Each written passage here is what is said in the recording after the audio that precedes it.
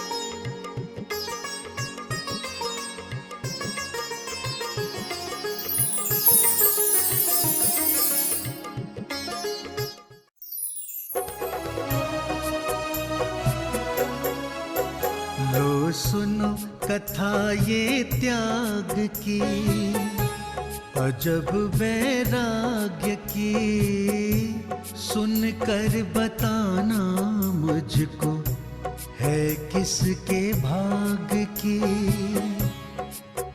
लो सुनो कथा ये त्याग की।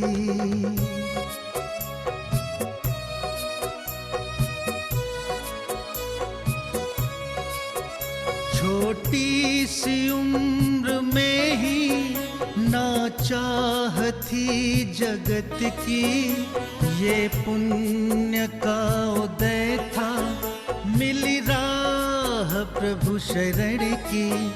लो सुनो कथा ये त्याग की। पिछले एपिसोड में आपने देखा महावीर, तुमने बताया कि तुम आचार्य तेजभूषण जी से भी मिले थे, तो क्या उन्होंने विद्या को नहीं समझाया? अन्ना, आचार्य श्री ने भी विद्या को समझाया, लेकिन विद्या अपनी बात पर अडिग ही रहा। विद्या ने आचार्य श्री से कहा कि वो अब आजीवन ब्रह्मचर्य व्रत लेना चाहता है और मुक्ति के मार्ग पर चलना चाहता है। अक्का, आपको याद है कुछ दिनों पहले एक चिड़िया के मर जाने पर विद्या बहुत दुखी हुआ था और उसने 2 दिन तक खाना भी नहीं खाया था। विद्या, आज बड़ा ही शुभ मुहूर्त है, तो सोच रहे हैं कि तुम्हें आज ही आजीवन ब्रह्मचर्य दे दिया जाए। ये तो मेरे सौभाग्य का उदय है आचार्य श्री। विद्या, अब तुम आजीवन ब्रह्मचर्य का व्रत ले चुके हो। अब अपने शेष जीवन में ज्ञान की उन्नति की सीढ़ियां चढ़ते हुए आगे बढ़ो। विद्या, जैसा कि तुम जानते ही हो कि आने वाले वर्ष में श्रवणबेलगोला में भगवान बाहुबली की उत्तुंग प्रतिमा का महामस्तकाभिषेक होना है। अक्का सुनो, श्रवणबेलगोला में महामस्तकाभिषेक होने वाला है और उसमें हमारा विद्या भी जाने वाला है। सुनिए, ये तो वाकई में बहुत अच्छी खबर है, हमें भी चलना चाहिए। विद्या, मुझे भी ये धर्म लाभ उठाना है, कृपया ये लाभ प्राप्त करने का एक अवसर मुझे भी दो ना।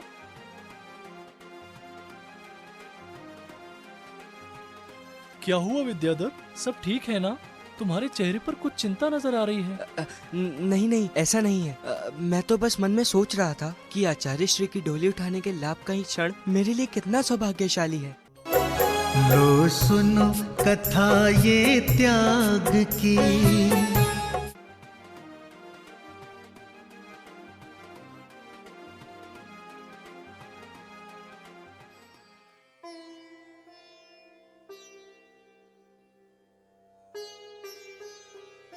तुम सबने बहुत मेहनत की है, अब तुम सब भी जाकर थोड़ा थोड़ा आराम कर लो। रास्ते में इतना लंबा चलकर और डोली उठाते हुए बहुत थक गए होगे। ऐसा नहीं है महाराज श्री, बल्कि गुरु की सेवा से तो शिष्य को आत्म शांति मिलती है, इसमें थकान कैसी। अच्छा ठीक है, परंतु अब रात होने वाली है, अब सभी लोग थोड़ा विश्राम कर लो। सुबह हमको भगवान बाहुबली की उत्तुंग प्रतिमा के महामस्तकाभिषेक का सौभाग्य प्राप्त करना भी तो है। जी आचार्य श्री। महाराज श्री, आप विश्राम कर लीजिए। ठीक है। विद्याधर को बिच्छू द्वारा काटे जाने के बाद भी विद्या का सबसे ये बात छुपा लेना और दर्द को सह लेना उनके संयम को दर्शा रहा था। मगर उधर विद्या की माँ का सब्र टूट रहा था। वो सोच रही थीं कि कल जब विद्या से भेंट होगी तो क्या विद्या उनसे मिलेगा, क्या उनसे बात करेगा। चलो चलो तुम देश चले, बाहुबली के देश चले, वेश दिगंबर धारी का महामस्तक अभिषेक करे।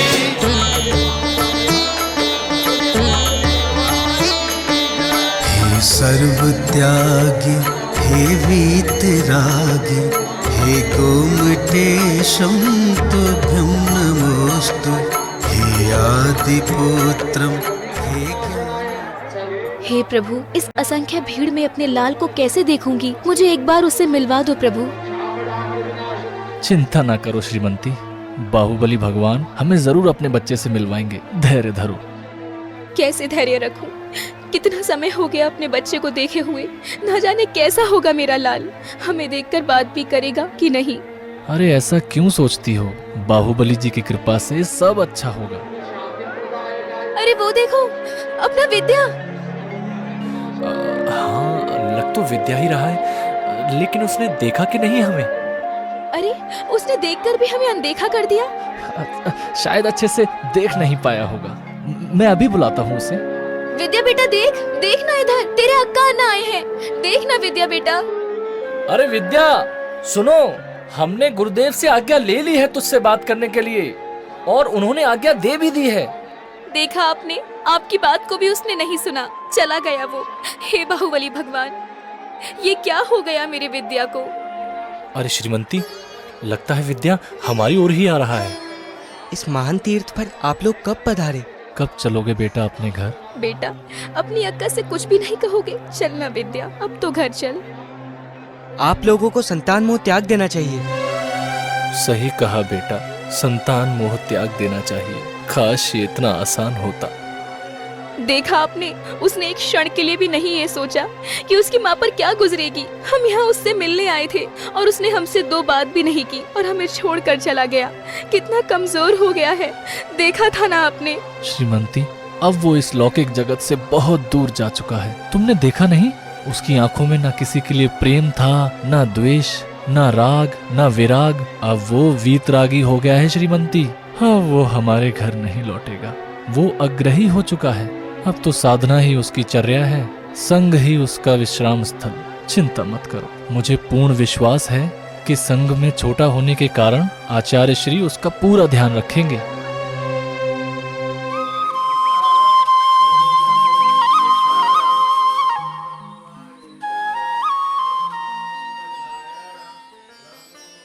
आचार्य श्री, हमारा यहाँ से प्रस्थान कब होगा? विद्या, मैं अभी कुछ दिन और भगवान बाहुबली के चरणों में व्यतीत करना चाहता हूँ। क्या हो गया विद्या, तुम कुछ सोच रहे हो क्या? विद्या, मुझे ऐसा प्रतीत हो रहा है कि तुम मुझसे कुछ कहना चाहते हो, परंतु कह नहीं पा रहे हो। जी आचार्य श्री, मेरा यहाँ से प्रस्थान करने का विचार है। कभी अन्ना, कभी अक्का और कभी गांव का निवासी सदा ही मुझसे मिलने आते रहते हैं और मुझसे घर चलने का आग्रह करते हैं, और मुझे उनका मन बार बार दुखाना अच्छा नहीं लगता। मैं उनकी परेशानियों को भी समझता हूँ और अपने मार्ग पर भी दृढ़ हूँ। अतः मैं इन संबंधों से पूर्णतः मुक्त होना चाहता हूँ। मैं अपना ध्यान बस धार्मिक क्रियाओं में लगाना चाहता हूँ, इसलिए मैं यहाँ से कहीं दूर जाकर अपना ध्यान लगाऊंगा। मैं तुम्हारे मन की व्यथा समझता हूँ विद्याधर। ठीक है, तुम एक काम करो, केशव जी आचार्य श्री ज्ञान सागर जी महाराज के दर्शन करने के लिए अजमेर जा रहे हैं। मेरा सुझाव है कि तुम भी उनके साथ अजमेर चले जाओ। वहां तुमको आचार्य श्री ज्ञान सागर जी महाराज का आशीर्वाद और धर्म का ज्ञान प्राप्त होगा, और मुझे पूर्ण विश्वास है कि तुम अपनी लगन और मेहनत से आचार्य श्री के मन में भी अपनी जगह अवश्य बना लोगे, और वो तुम्हें अपने शिष्य के रूप में अवश्य ही स्वीकार कर लेंगे। जो आज्ञा महाराज श्री, कृपया आप हमें आशीर्वाद दीजिए जिससे हम कुशल मंगल वहां पहुंच सकें। महाराज श्री, मुझे भी आशीर्वाद दीजिए कि मैं अपने कार्यों में सफलता प्राप्त कर सकूं। गुरु का आशीर्वाद तो सदा ही उनके शिष्यों के साथ रहता है विद्याधर। अब जाओ और अपने कार्य में लग जाओ। अच्छा महाराज श्री, हम चलते हैं, स्टेशन पहुंचने में भी विलंब होगा। नमोस्तु आचार्य श्री। अब हमें आज्ञा दीजिए। जाओ, जिन प्रभु की कृपा से तुम्हारी यात्रा मंगलमय हो।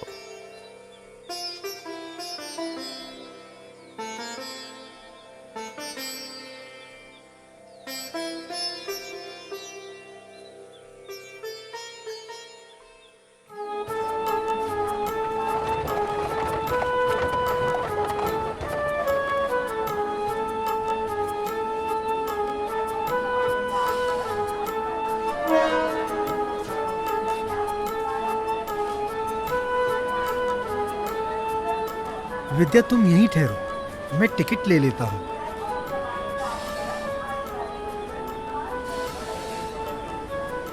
दो अजमेर की टिकट दे दीजिए। यात्रीगण कृपया ध्यान दें, श्रवण बेलगोला से अजमेर जाने वाली गाड़ी अपने निर्धारित समय से 2 घंटा लेट है। यात्रीगण कृपया ध्यान दें। अरे सुना तुमने, अजमेर वाली गाड़ी विलंब से आएगी। लगता है अभी प्रतीक्षा करनी होगी। हाँ हाँ, तो कर लेते हैं प्रतीक्षा। वो रहा प्रतीक्षालय।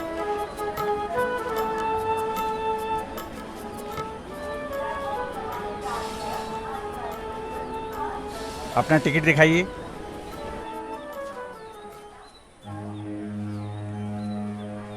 अरे ये तो तृतीय श्रेणी का टिकट है। तो इसमें क्या हुआ? तो इसमें क्या हुआ? तुम प्रथम श्रेणी के प्रतीक्षालय में क्यों बैठे हो? क्या तुम्हें नहीं पता कि हर कोटे का प्रतीक्षालय अलग अलग होता है? मुझे नहीं पता, मैं यहीं बैठ गया, मुझे कोई जगह नहीं मिली। वो देखिए, वहाँ तृतीय श्रेणी का प्रतीक्षालय है, वहाँ जाकर आप बैठ सकते हैं। मुझे नहीं पता कि प्रतीक्षालय की भी श्रेणियाँ होती हैं। जी हाँ, होती है। यहाँ हर किसी की श्रेणी अलग है। रुको भाई, हम जा रहे हैं। विद्याधर, चलो रहने दो। इस संबंध में बहस करने से कोई फायदा नहीं है। मैं श्रेणी व्यवस्था पर विश्वास नहीं करता केशव जी, परंतु ये इनका कार्य है तो मैं इनके सम्मान हेतु यहाँ से चला जाता हूँ।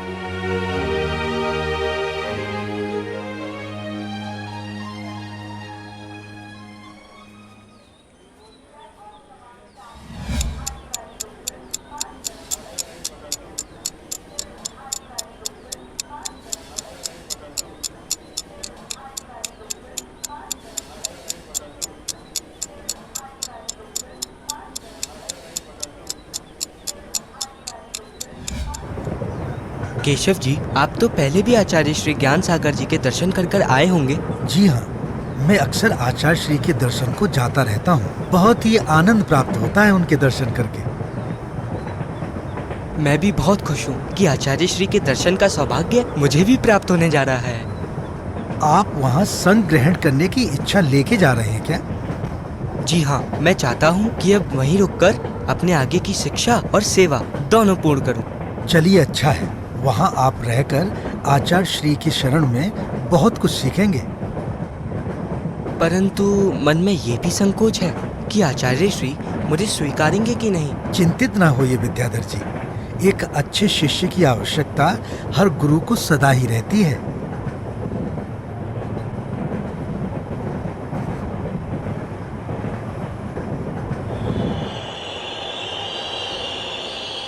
यात्रीगण कृपया ध्यान दें, अजमेर से कोटा के रास्ते केशव जी उठिए, देखिए अजमेर आ गया, चलिए उतरते हैं। हाँ हाँ, अरे अजमेर आ गया।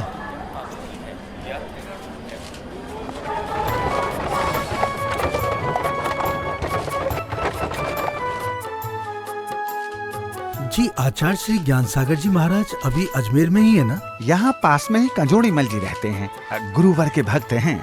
आप उनसे बात कर लो। परंतु ये कचौड़ी मल जी कहाँ मिलेंगे?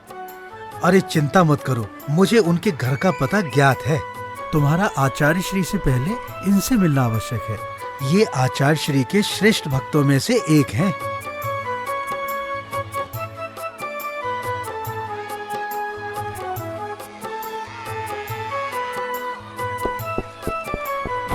जी कहिए। कौन आया है? जय जिनेन्द्र। जय जिनेन्द्र। मैं केशव प्रसाद हूँ और ये ब्रह्मचारी विद्याधर जी। हमें आचार्य श्री देशभूषण जी ने यहाँ भेजा है। हम यहाँ आचार्य श्री ज्ञान सागर जी महाराज के दर्शन करने आए हैं। क्या आप हमें उनके दर्शन करने का सौभाग्य प्राप्त करवा सकते हैं? आइए आइए, अंदर आइए।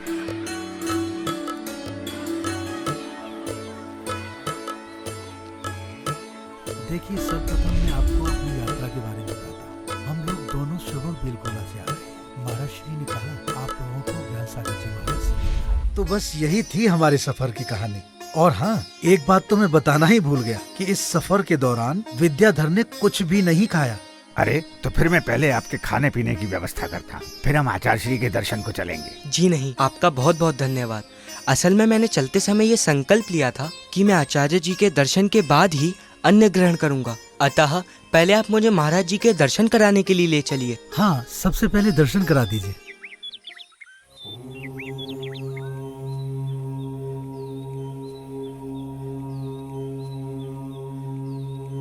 नमोस्तु महाराज श्री। आशीर्वाद आशीर्वाद। महाराज श्री, ये दोनों दक्षिण से यहाँ आपके दर्शन के लिए आए हैं। नमोस्तु आचार्य श्री। मैं तो यहाँ आपके दर्शन करने आया हूँ। कल सुबह वापस चला जाऊंगा, परंतु ये ब्रह्मचारी जी यहाँ आपसे शिक्षा ग्रहण करने आए हैं। अच्छा, क्या नाम है तुम्हारा? नमोस्तु महाराज श्री, मेरा नाम विद्याधर है। तो तुम्हारा नाम विद्याधर है। तो कितनी गंभीरता है तुम्हारी शिक्षा ग्रहण करने की? कुछ दिन ठहर भी पाओगे या बस चले जाओगे? नहीं आचार्य श्री, मैं यहाँ से जाने के लिए नहीं बल्कि धर्म सीखने और यहीं पर रुकने के लिए आया हूँ। आप मेरा विश्वास करें, मैं आपके चरणों में रहकर सदा आपकी सेवा करूँगा। परंतु मैं तुम्हारा विश्वास कैसे करूं और कैसे जानूं कि तुम्हारी संकल्प शक्ति दृढ़ है या नहीं? यदि आपको मेरा विश्वास नहीं है तो मैं यहाँ आपके सामने शपथ लेता हूँ कि मैं आज से ही आजीवन सवारी का त्याग करता हूँ। इतनी सी बात पर महान त्याग?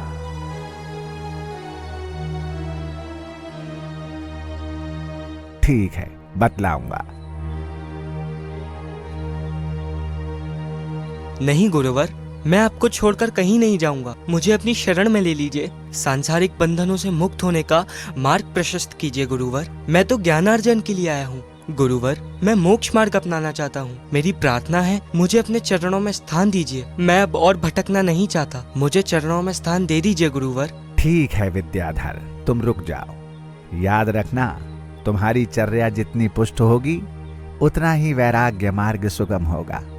चर्या का अनुपालन करते हुए तुम कुछ ही दिनों में विद्या के सागर बन जाओगे।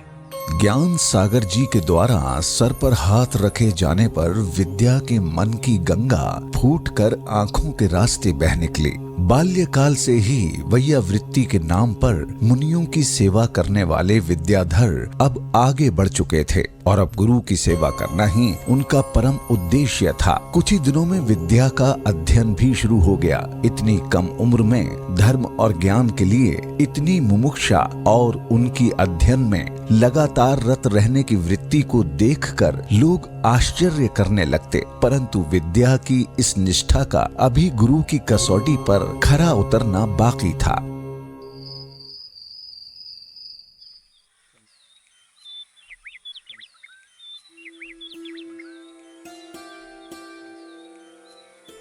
क्यों, ये विद्या रात में पढ़ता लिखता भी है या फिर सो जाता है?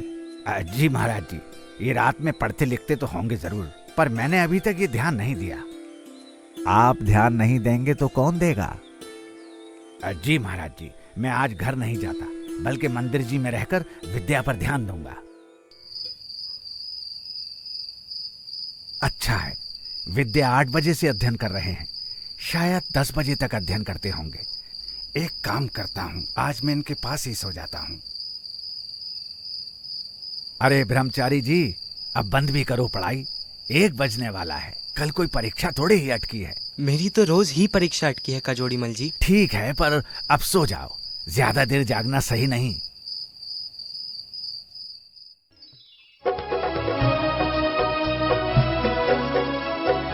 लो सुनो कथा ये त्याग की, अजब वैराग्य की, सुनकर बताना मुझको है किसके भाग की।